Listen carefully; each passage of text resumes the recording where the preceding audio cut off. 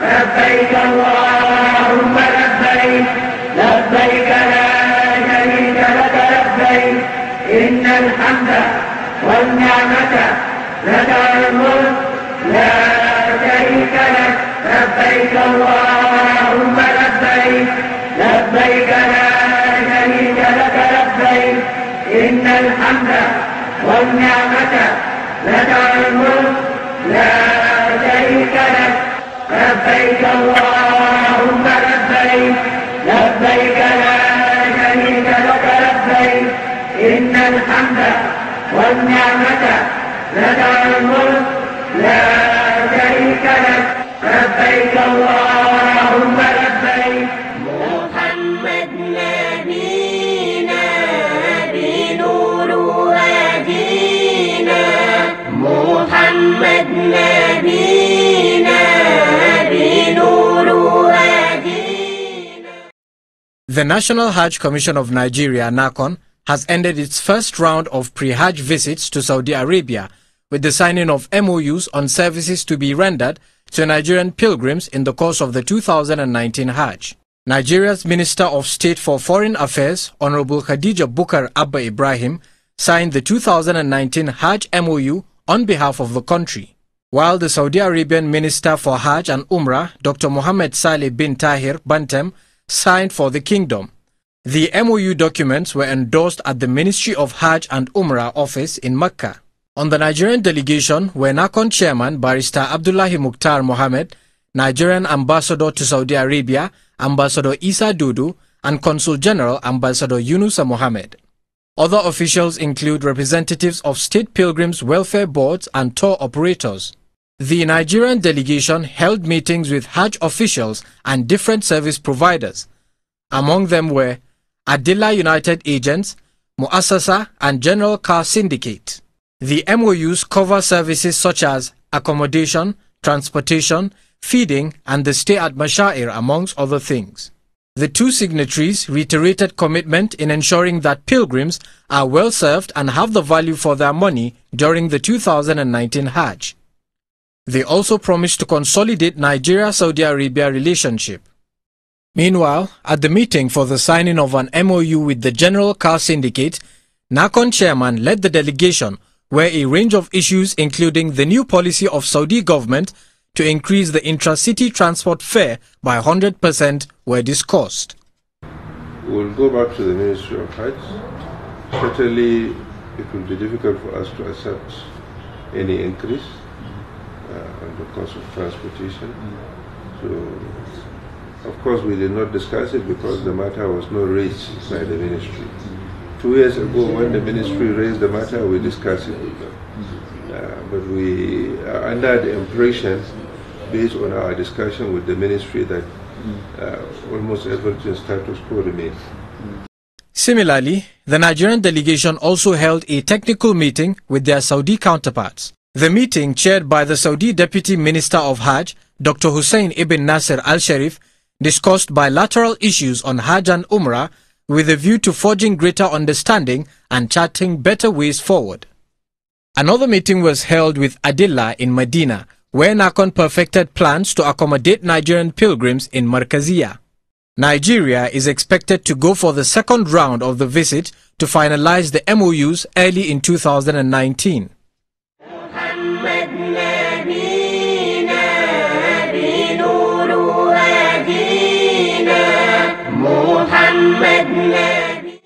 Staff of the National Hajj Commission of Nigeria were among those honored by the Office of the Secretary to the Government of the Federation for outstanding performance. The ceremony, which took place in Abuja, featured the presentation of awards to serve for various agencies by the Secretary to the Government of the Federation, Boss Mustafa. This award ceremony. Speaking at the event, the SGF said the awards are designed to motivate civil servants to put in their best in public service, saying that the Buhari-led administration is taking the welfare of the civil servants seriously. In line with public service rules and the policy of this administration, the 2018 event is the maiden edition, and I want to categorically state that from now henceforth, it will become a yearly event. He particularly commended the National Hajj Commission of Nigeria, NAHCON, and the Nigerian Christian Pilgrims Commission, NCPC, for their efforts in saving cost and improving the services rendered to Nigerian pilgrims.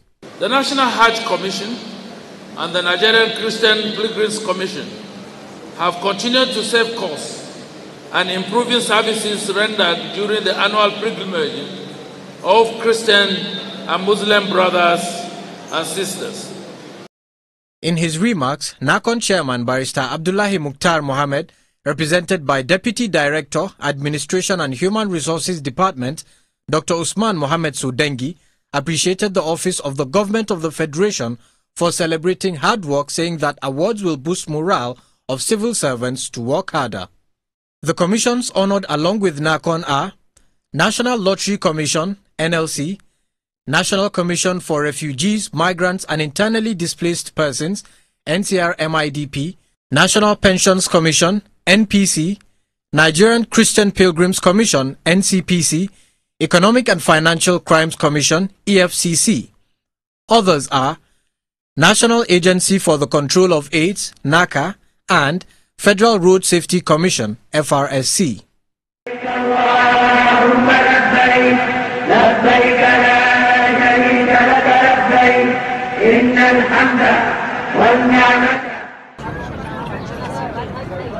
Unlike the Hajj, which is performed in the month of Zulhijjah, or the 10th month of the Islamic calendar, Umrah or Lesser Hajj, on the other hand, is performed at any period of the year.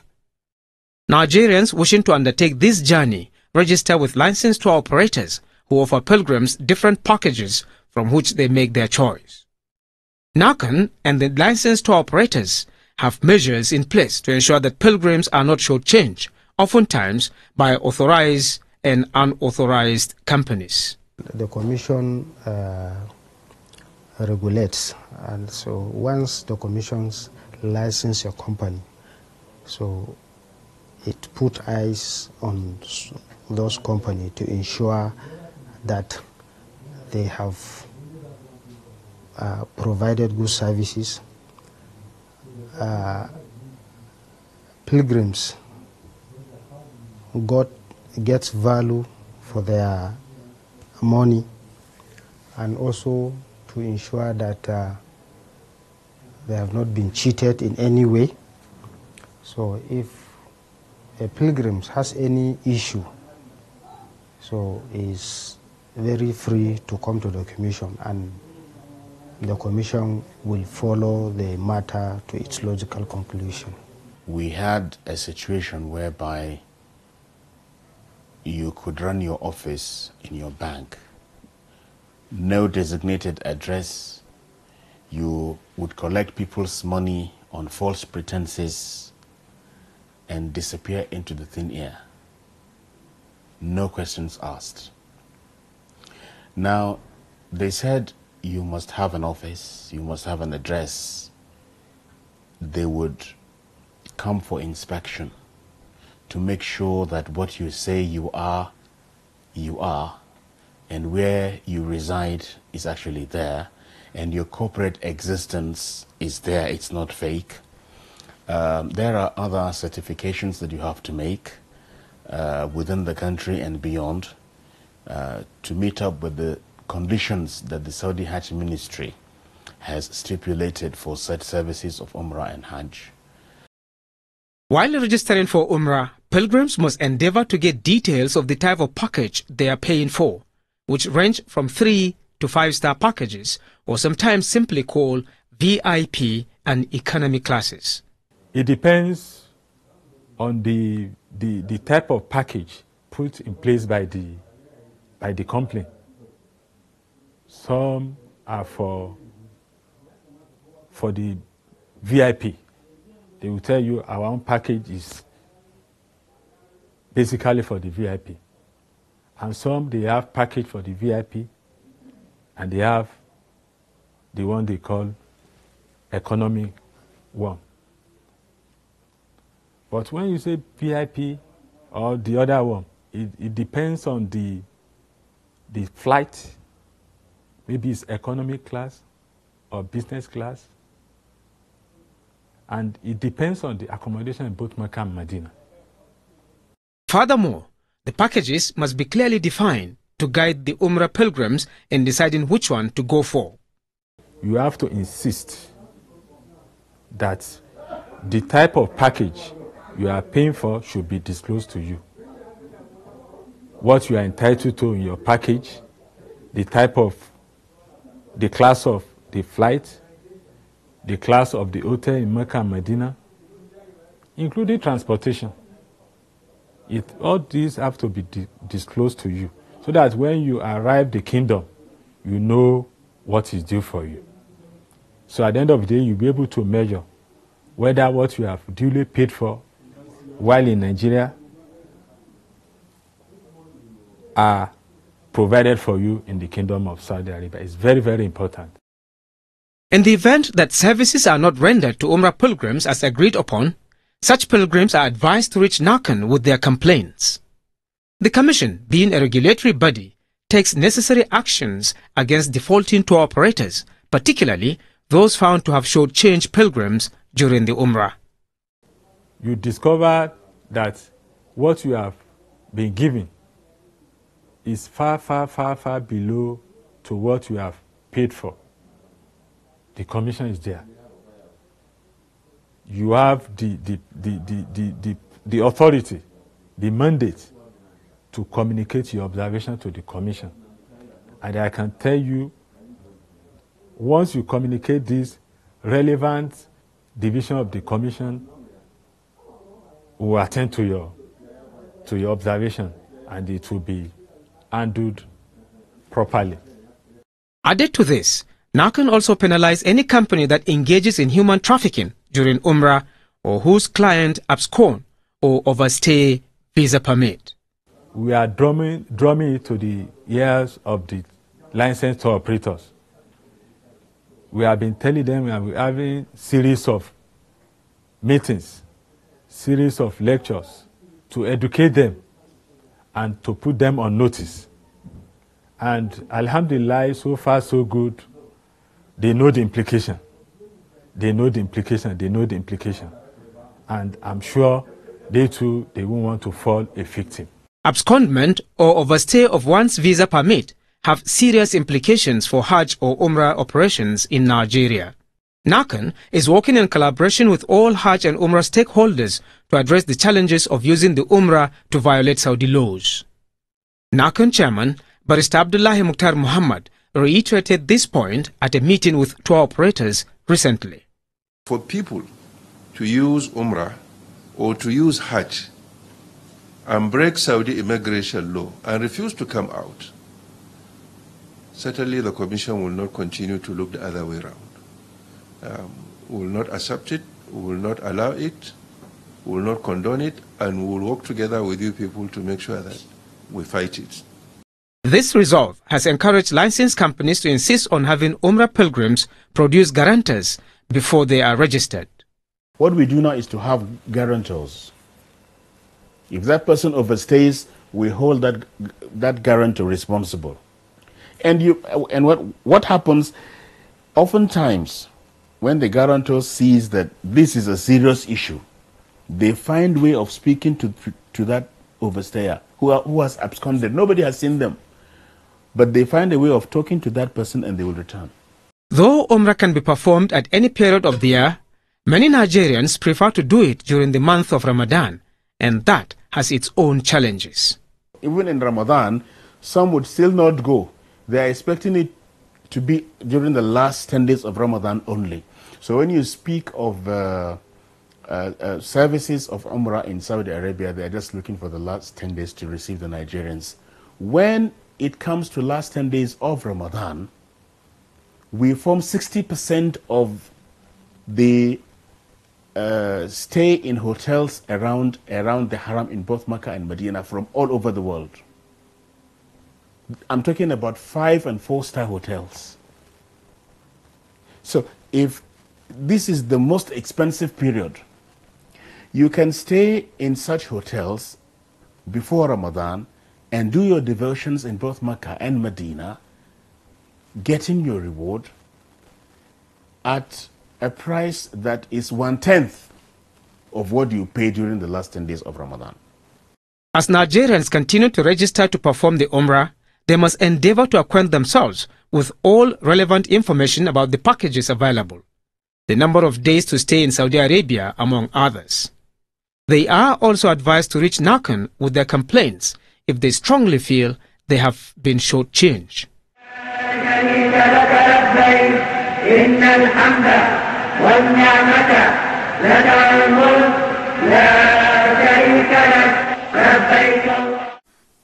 الله ربنا هو الإله له من الأسماء ما اصطفاه الواحد الحي كذا المليك.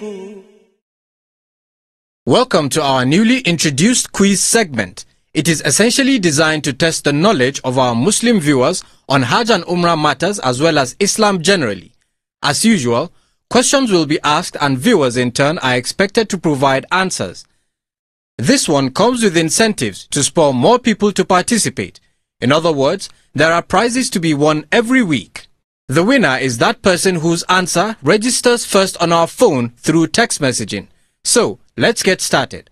The question for our debut tonight is, what are the 5 pillars of Islam? I repeat, what are the 5 pillars of Islam? Text your answers now to this number showing on your screen.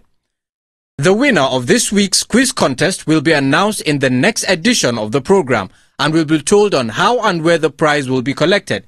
Keep a date with us. Happy viewing.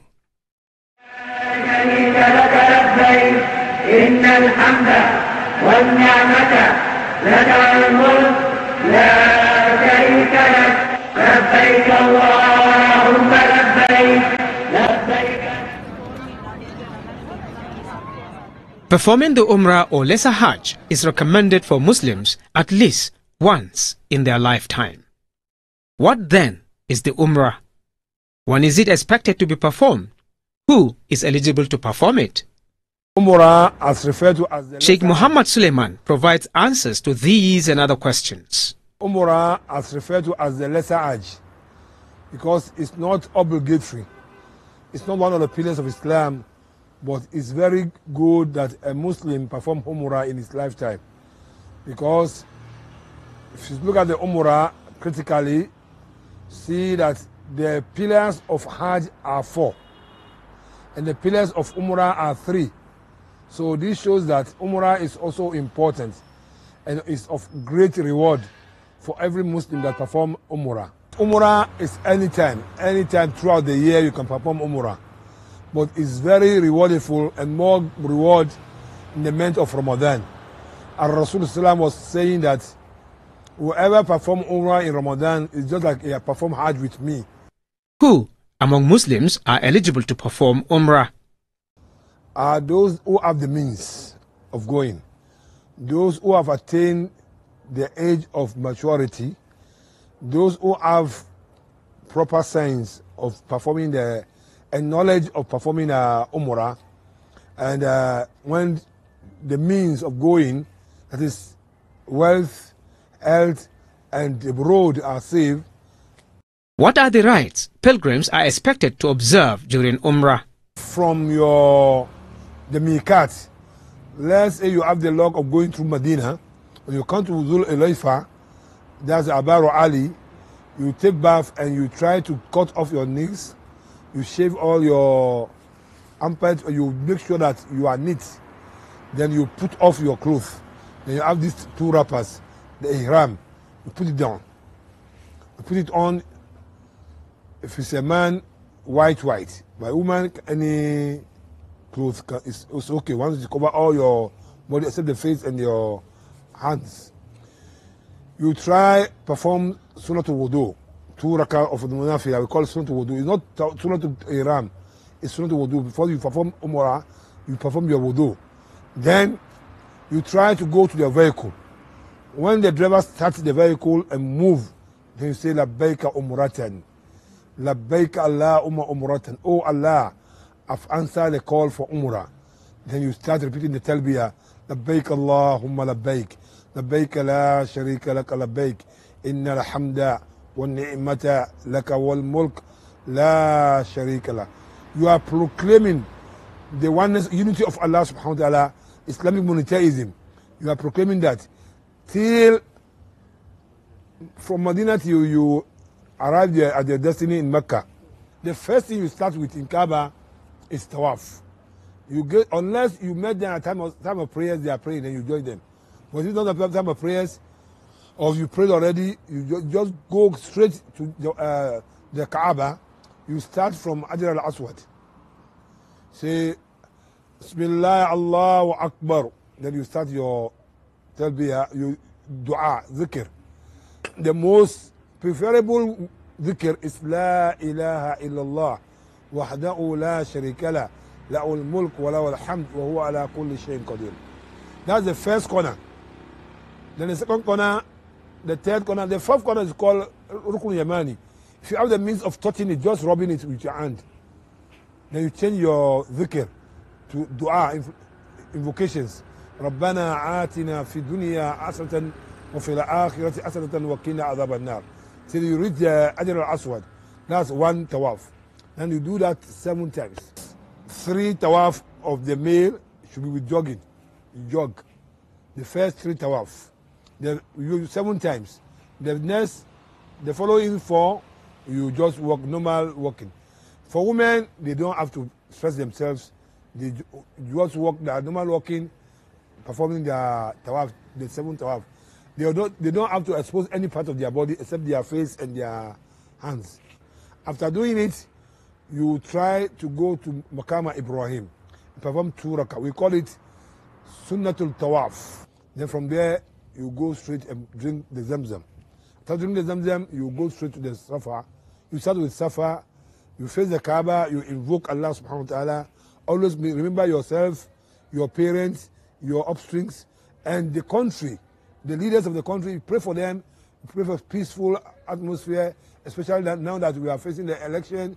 Pray to Allah subhanahu wa ta'ala to have that fair and peaceful election.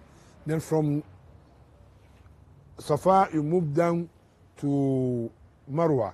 It's 500 meters. Getting to Marwa, you face the Kaaba again, you invoke Allah. From there, you move down to Marwa again.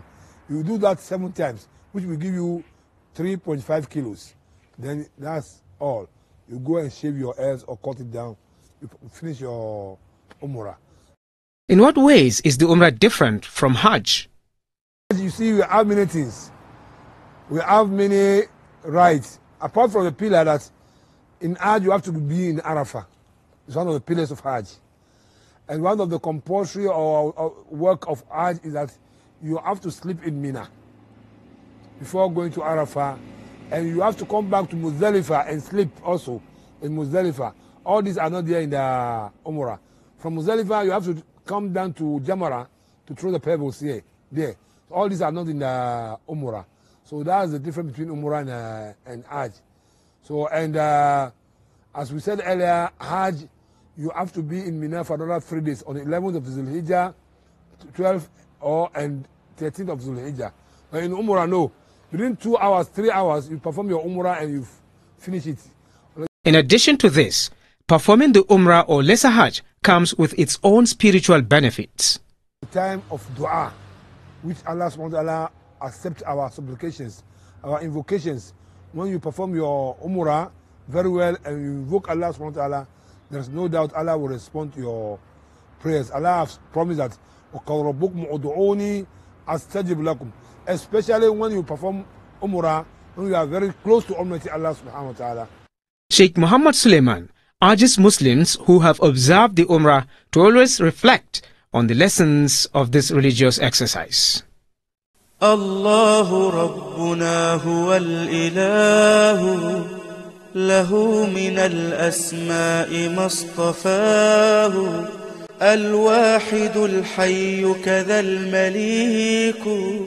Maybe the question I would love to ask, there was a time it was in the news that the Saudi authority are trying to limit, I don't know if it's limit now or it's kind of a law that if you perform pilgrimage this year, you cannot go the next year. You have to wait for like 4 or 5 years before you can go back again. I don't know how true that is. You know, we have some people that they go every year. Some people go on Umrah and they go on in normal Hajj too. So now that the government they said no, if you perform this year, you cannot go the next year. You have to wait for 3 or 4 years. I don't know how true that information is. As at now, there is no policy like that from Saudi government or any agency from Saudi Arabia. In fact, the issue of repeating either Hajj or Umrah can attract only some amount of money to be 2,000 Saudi riyals. For example, if somebody have gone to perform either Umrah or Hajj in 2018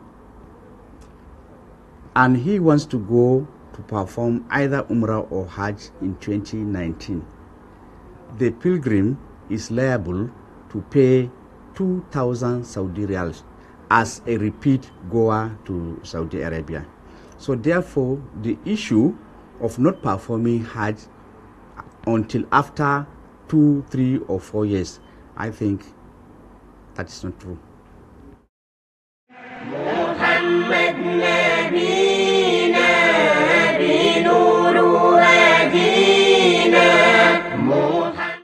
Our first message tonight is from Sheikh Muhammad from Niger State. The message reads, I want to commend the laudable achievements being recorded by NAHCON under the leadership of its current chairman, Barrister Abdullah Mukhtar Muhammad. I am happy with the ongoing renovation at Hajj camps across the country. Umar from Abuja sent in the second message. It says, I'm enjoying myself watching this program. It educates me a lot.